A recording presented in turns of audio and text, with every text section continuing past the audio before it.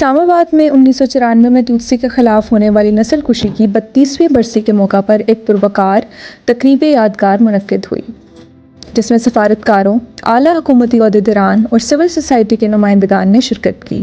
اس تقریب کا مقصد روانڈا میں محض 100 دنوں کے دوران 1 ملین سے زائد جانوں کے ضیاع کو خراج عقیدت پیش کرنا تھا۔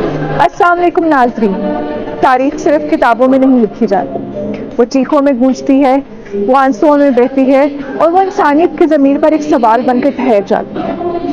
آج ہم سب جمع ہوئے ایک ایسے ہی دردناک اور المناک واقعے کو یاد کرنے کے لیے جس نے پوری دنیا کو ہلا کر رکھ دیا۔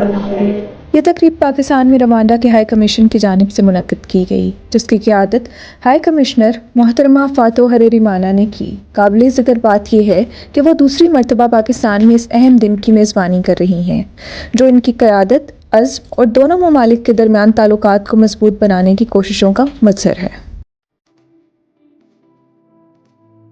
تقریب کے مہمان خصوصی چیئرمین سینٹ سید یوسف رضا گیلانی تھے، جبکہ اقوام متحدہ کے ریزیڈنٹ نمائندہ محمد یحییٰ اور روانڈا کی ہائی کمشنر نے بھی خطاب کیا۔ اس موقع پر ایک دستاویزی فلم بھی پیش کی گئی اور اس نسل کشی کی تاریخ اور اس کے پس منظر پر تفصیلی پریزنٹیشن دی گئی۔ تقریب کے دوران مہمان خصوصی اور روانڈا کی ہائی کمشنر نے یادگار کے طور پر شمع روشن کی، جو نسل کشی کے متاثرین کو خراج عقیدت اور ان کی یاد کو زندہ رکھنے کی علامت تھی۔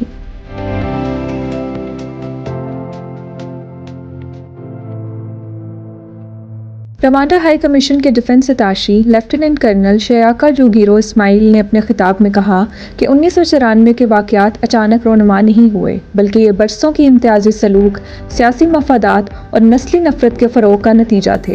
انہوں نے اس تاریخ کو سمجھنے کو مستقبل میں ایسے سانحات کی روک تھام کے لیے ناگزیر قرار دیا۔ اقوام متحدہ کے نمائندہ محمد یحییٰ نے اپنے خطاب میں اس امر پر زور دیا کہ نسل کشی کا آغاز اچانک تشدد سے نہیں، بلکہ انسانی وقار کی بتدریج تنزلی، محرومی اور غیر انسانی رویوں سے ہوتا ہے۔ انہوں نے خبردار کیا کہ ایسے ابتدائی اشاروں کو نظر انداز نہیں کرنا چاہیے اور انسانی حقوق کے تحفظ اور مضبوط اداروں کی ضرورت پر زور دیا۔ چیئرمین سینٹ سید یوسف رضا گیلانی نے اس سانحے کو جدید تاریخ کے سیاہ ترین ابواب میں سے ایک قرار دیتے ہوئے روانڈا کے عوام کے ساتھ پاکستان کی گہری ہمدردی کا اظہار کیا۔ انہوں نے کہا کہ امن محض ایک خواہش نہیں، بلکہ اس کے لیے جرأت درکار ہوتی ہے، سچ بولنے کی جرأت اور انصاف کے لیے کھڑے ہونے کا حوصلہ۔ روانڈا کی ہائی کمشنر فاتو حریری مانا نے پاکستان اور عالمی برادری کا شکریہ ادا کرتے ہوئے روانڈا کے سفر کو تاریکی سے امید اور تجدید کی جانب پیش رفت قرار دیا۔ انہوں نے کہا کہ معافی آسان نہیں تھی، مگر یہ ایک ایسا فیصلہ تھا جس نے قوم کو آگے بڑھنے اور مفاہمت کی راہ اپنانے میں مدد دی۔ انہوں نے مزید کہا کہ روانڈا نے اتحاد، اچھی حکمرانی اور قومی شناخت کو اپنی ترقی کی بنیاد بنایا ہے۔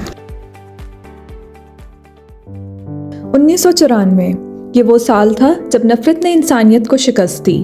روانڈا میں شدت پسند عناصر نے منظم انداز میں توتسی کمیونٹی کو نشانہ بنایا۔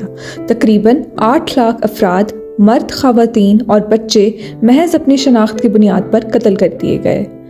یہ ایک ایسا سانحہ تھا جس نے نہ صرف روانڈا بلکہ پوری دنیا کو جھنجھوڑ کے رکھ دیا۔ یہ سالانہ تقریب کوبیوکا کے نام سے جانی جاتی ہے، جو ہر سال 7 اپریل کو منائی جاتی ہے۔ یہ روانڈا میں سوگ کی ایک اہم مدت کی علامت ہے اور دنیا بھر میں بھی اس دن کو یاد رکھا جاتا ہے تاکہ اس سانحے کی یاد کو زندہ رکھا جا سکے اور مستقبل میں ایسے واقعات کی روک تھام کے عزم کو تقویت دی جا سکے۔